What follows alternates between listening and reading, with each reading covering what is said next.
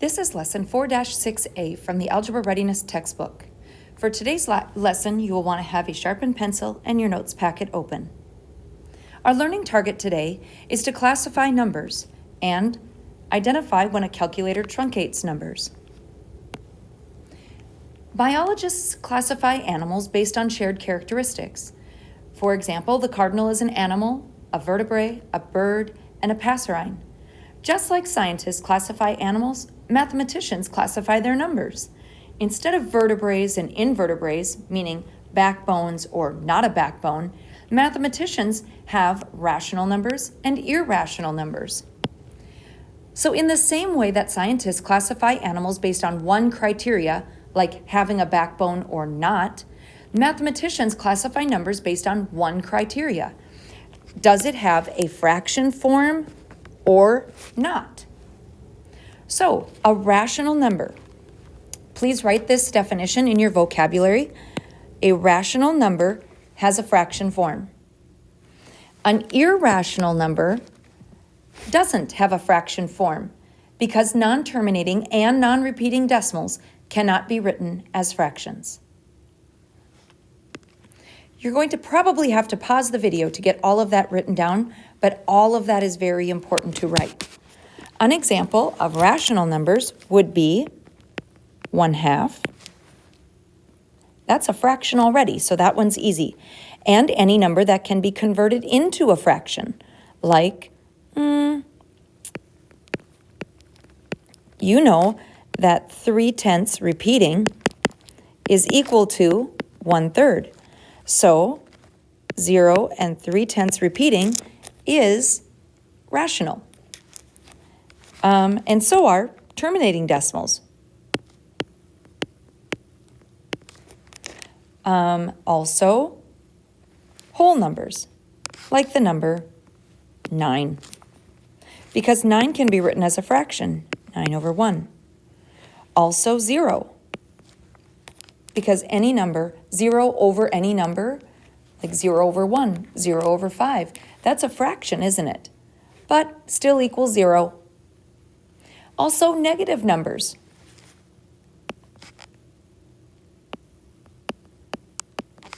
Are fraction or can be written as fractions. And then let's see, is there anything else I've missed? I think we've got them. Let's go to irrational. Irrational numbers don't have a fraction form. So the only way to make an irrational number, meaning a non-terminating and non-repeating decimal, is, one example is pi. We're going to talk a lot about pi, but pi is about equal to 3.1415926, I don't know any more digits. And it goes on and on forever. You will see that it goes on forever, meaning it's non-terminating, and there are no repeating patterns in this number. Now, I see that the number 1 is used twice, but that's not a repeating pattern. So it is a non-repeating decimal. It has to meet both criteria in order to be irrational. Another example is this fun sign called a radical sign. The square root of 9, for example. That means what number times itself equals 9? Well, many of you have probably noticed it up on my clock. The square root of 9 is 3 because 3 times 3 is 9. Well, the square roots are all falling into the rational category because they equal a whole number, 3, which is the same as 3/1. But another perfect square would be like the square root of 16 because that equals 4. 4 times 4 is 16. Or the square root of 81 because that equals 9, and 9 times 9 is 81. So there are perfect square roots, and then there are the ones that don't come out even. In fact, those are the only ways to make an irrational number. Let's use an example. The square root of 2 is about 1.414, and it goes on forever. If you punch that into your calculator, it'll fill the entire screen of your calculator.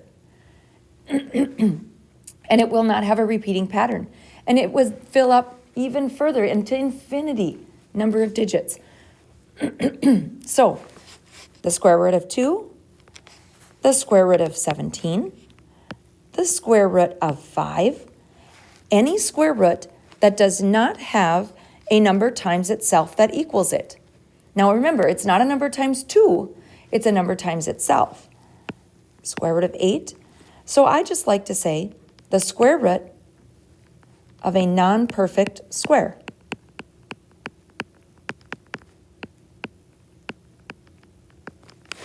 All right, so let's try. In case you didn't get this down, let's go over it one more time. An irrational number can only be written as decimals that do not return or that do not terminate and they do not repeat. If a whole number is not a perfect square, then its square root is an irrational number. So look at the square root of 2. See how this goes on and on, 1.4142, 135, da da da da. There's no repeating pattern in there. Now, one interesting thing you should know about calculators. I'm going to draw a box around here. Pretend like this is your calculator screen. And let's pretend like your screen ends right here. Different calculator manufacturers deal with this kind of a number in different ways. Some calculator manufacturers just cut off the rest of the numbers, just like that. This is called truncating. Other calculator manufacturers say, you know what? Let's round the last number. And if they rounded the last number, to round the 5, they would look at the 6 and say, oh, we got to round up. And so in that calculator screen, their numbers would look like this when they punch in the square root of 2. So I guess the moral of this story is you can never really trust the last digit when you're looking at a calculator. You don't know if the last digit was rounded or truncated. Now you might go, well, why does that really matter? Let me explain. Remember, it's irrational if it doesn't repeat. So what if you got a number like this?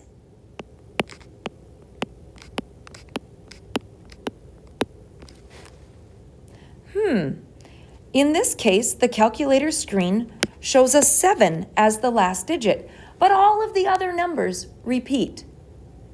We're going to agree that we can't trust that last number, and since all of the numbers before it repeat, that this is indeed a repeating decimal, and that this 7 was a rounded number. So some of that means you have to use some common sense. Take a look. I think this is already in your notes, but let's read through it. Caution, truncating or rounding. A repeating decimal may not appear to repeat on a calculator because calculators show a finite number of digits. For example, when you type 125 thirtieths into a calculator, it looks like this. 4.166666, and then it ends with a 7. The calculator expression does not guarantee that the 6 is repeated, but the possibility should be anticipated. And if you were asked to classify this number, we're going to agree that we're going to classify it as if that 7 wasn't there. And we would assume the 6 to repeat and assume that this is a repeating decimal, so it's rational. All right, let's try. Rational or irrational? Be prepared to defend your answer by naming the fraction form. 432 and 8/10. Well, 432 and 8/10 is rational. I know it's rational because it has a fraction form, and I'm going to name it 432 and 8/10. You don't even have to put it in simplest form. That doesn't matter. The next one. I know this one to be rational because it is a repeating decimal. You could say because repeating decimal, or you could say because it equals 12 over 30, or not 33, sorry, 12 over 99, 12 99ths. The next one, 0.120120012 ... Do you see that goes on forever, but there's no repeating pattern.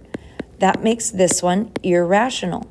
There is no way to write that as a decimal. I'm sorry, that decimal as a fraction. So you would say irrational because non-terminating and non-repeating decimal.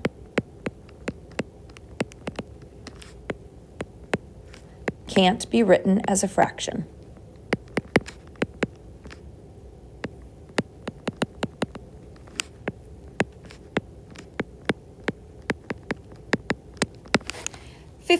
Can you write 15 as a fraction? Sure. So you would say this one is rational. And what is 15 as a fraction? 15 over 1. Now this one that is question marked out is the fraction 3/4. Is 3/4 rational or irrational?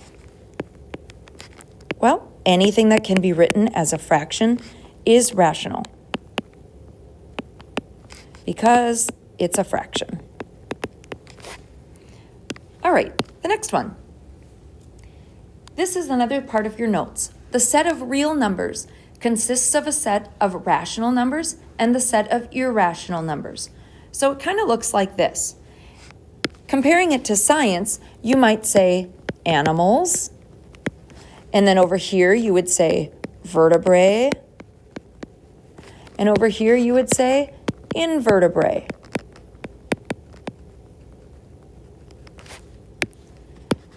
In math, we say real numbers, and then we say rational and irrational.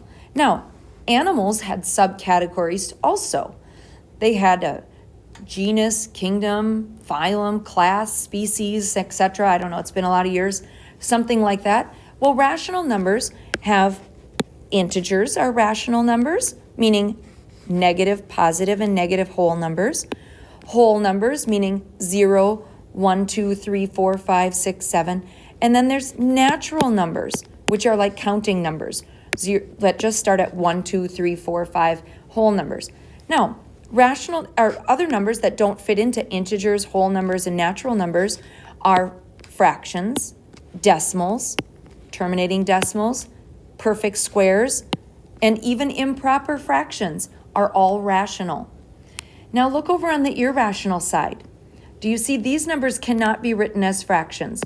We have a couple non-perfect squares, we've got pi, and we've got negative non-perfect squares. Okay, so let's try a couple more of these. Write all, it doesn't matter if we write all names for each. What we're focused on is rational or irrational, and we're gonna stop there. 3/5. Is 3/5 rational or irrational?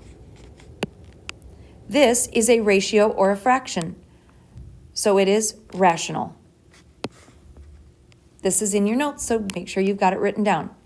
I would like you at this point to pause the video and try the next 3 on your in your packet on your own, and then come on back to compare what you got to what I got. All right, let's do some comparing of answers. -12 and 75/100ths. Well, that looks like this decimal ends at 5, 12 and 75/100ths.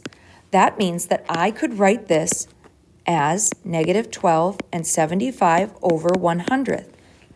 That is a fraction. If it can be written as a fraction, it's rational. The square root of 5. The square root of 5 does not have a number that when I multiply it by itself, that equals 5. So it cannot be written as a fraction or a ratio, so it is irrational. All right, let's try another one. In this one, we have to do a little simplifying. The square root of 16. Is there a number that I can multiply by itself to equal 16? Sure, it's 4. So the square root of 16 is 4. 4 over 4 equals 1. That sure can be written as a fraction, can't it? This simplifies to 1. This is a natural number, a whole number, an integer, but most importantly, it's rational. All right, we're going to have you pause the video again. Try these 4. Tell me rational or irrational. And then continue the video when you're ready to compare your answers to mine. The number 12 is rational. It's rational because you could write 12 as a fraction, 12 over 1. Number 2 is rational. It's rational because you could write this as 35 and 9/10, negative 35 and 9/10. That's a fraction. Number 3, the square root of 21. Is there a number such that you can multiply it by itself to give me 21? Nope. That means that this is a never-ending, non-repeating decimal. So this one is irrational because never-ending and non-repeating decimals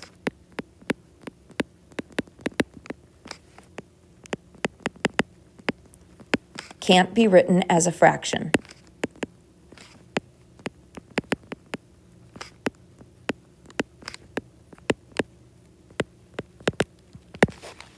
It all boils down to, is there a fraction form or not?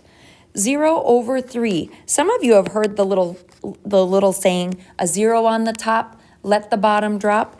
Anytime you have 0 of something and you wanted to share that equally amongst any number of people, you're always going to have 0. And 0 is rational. You can see that because it's already a fraction, isn't it? 0 over 3 is a fraction.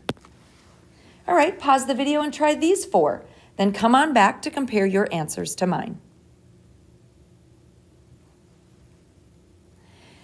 Number 5. Number 5 is the square root of 4.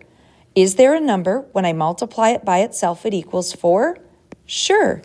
This is really the number 2. 2 is rational because 2 over 1 is the fraction form.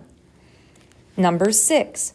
The square root of 50. Is there a number, when I multiply it by itself, it equals 50? Nope.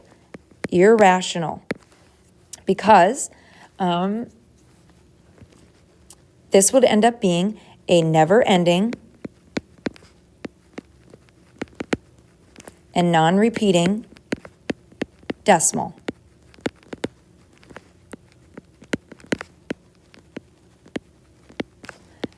And they can't be written as a fraction.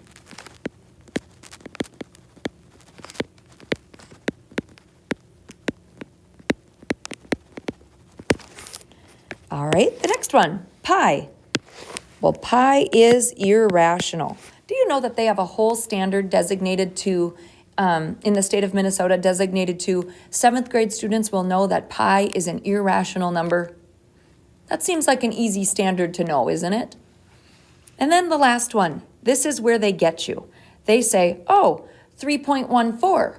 And then kids go, oh, that's pi. But hold on, this isn't, 3.14 is not pi. This is an approximation of pi. So I'm going to write be careful. This is approximately pi. We use this in place of pi. 3.14 is actually a rational approximation of pi because 3.14 is 3 and 14 over 100. This is a fraction. 3.14 and pi are not equal. Pi is 3.1415926, and it goes on forever. But what they did was rounded the 4, and they said it's about 3.14. And so in order for everybody to get the exact same answer when we're calculating, we're going to agree to use 3.14 instead of the calculator button for pi. The calculator button for pi shows a different number of digits for every single person. So your answer will be slightly different for every single person. That makes it difficult to say, this is the answer, and then some kids go, well, wait, is it this? But I got that, or I got this. So in order for us all to get the same answer, we use 3.14, and then everybody gets the same solution. But what kids forget is that this is not actually pi. Pi is slightly larger than 3.14. So make sure that you remember this and that you're aware of what's happening, that 3.14 is actually rational. All right, so your assignment is the 3.6a worksheet, classifying numbers. That worksheet is in your notes packet, so you shouldn't need to print anything.